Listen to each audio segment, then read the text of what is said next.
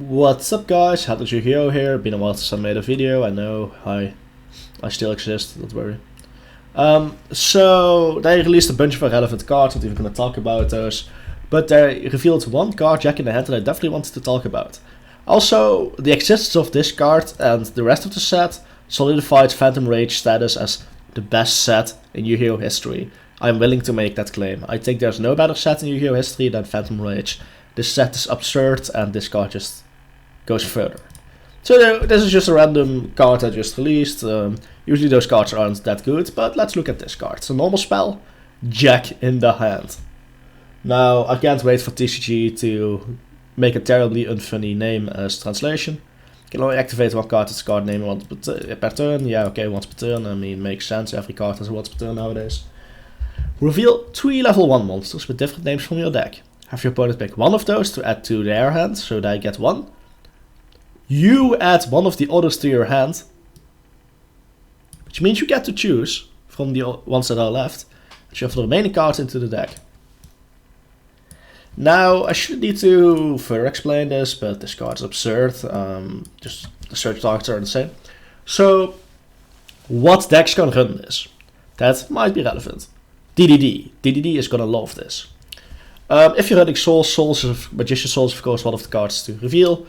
Although it's risky if your opponent also runs Souls, you're just giving them Souls, which starts combos.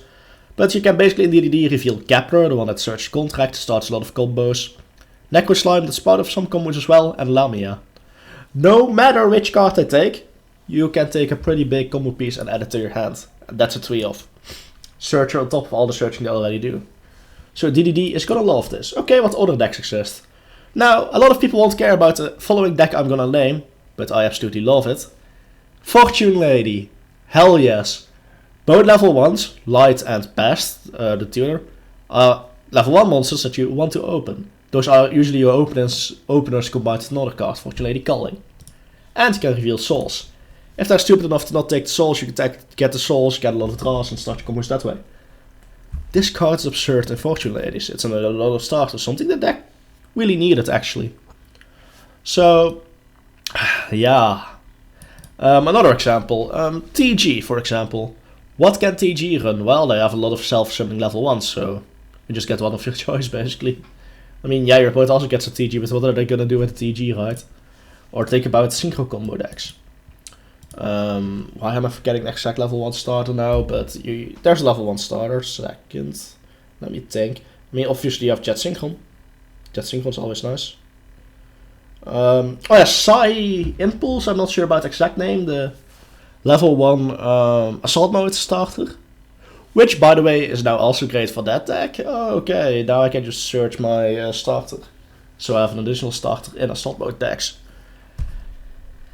The ceiling for this card is very high. It has a lot of potential uses. It can be used in a lot of decks.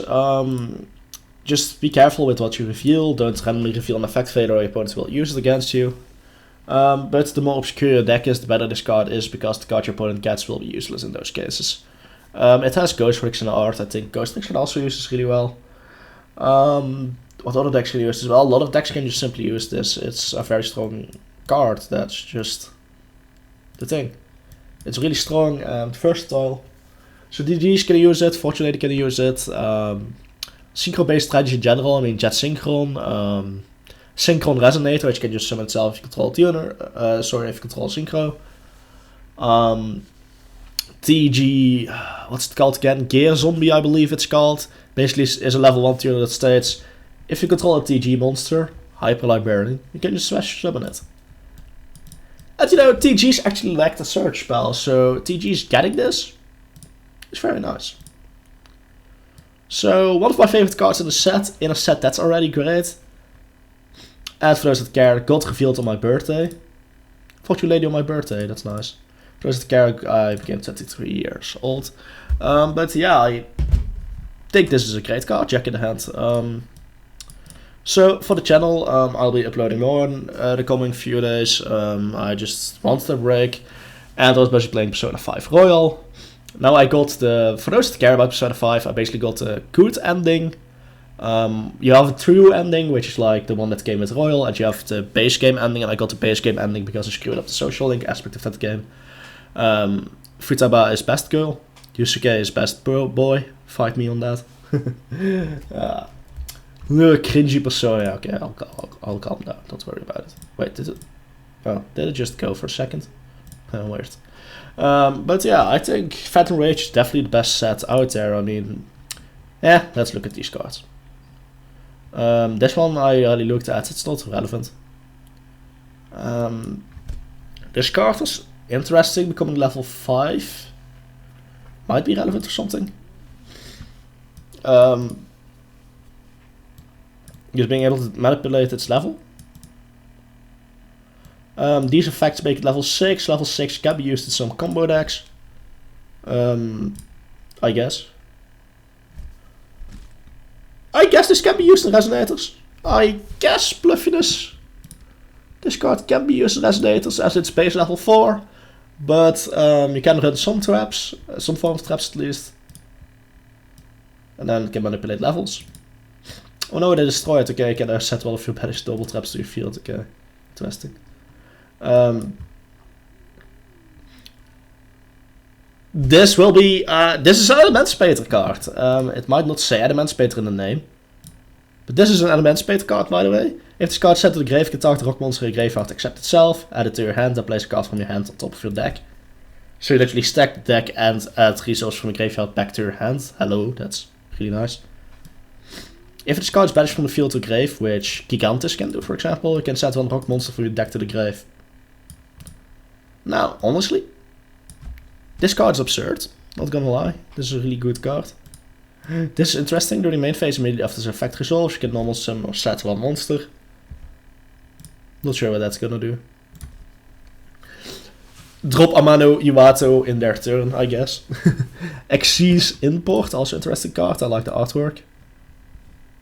Target Exceed monster control. One monster opponent controls with attack less than or equal to the Exceed monster.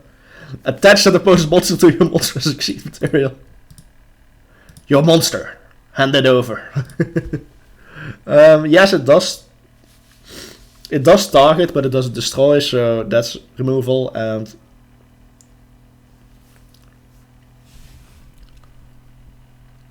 with attack less, so it doesn't stay face up here, but it needs to have less attack, so it must be face up. Else you can check the attack. But this is interesting. Can be used material for everything, but it can be tributed. Yeah, this one was interesting.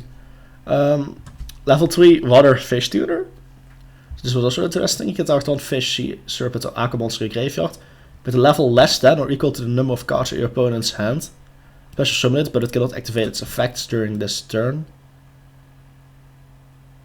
Now, the question I have here is on the field, or it just cannot activate effects in general for the rest of the turn.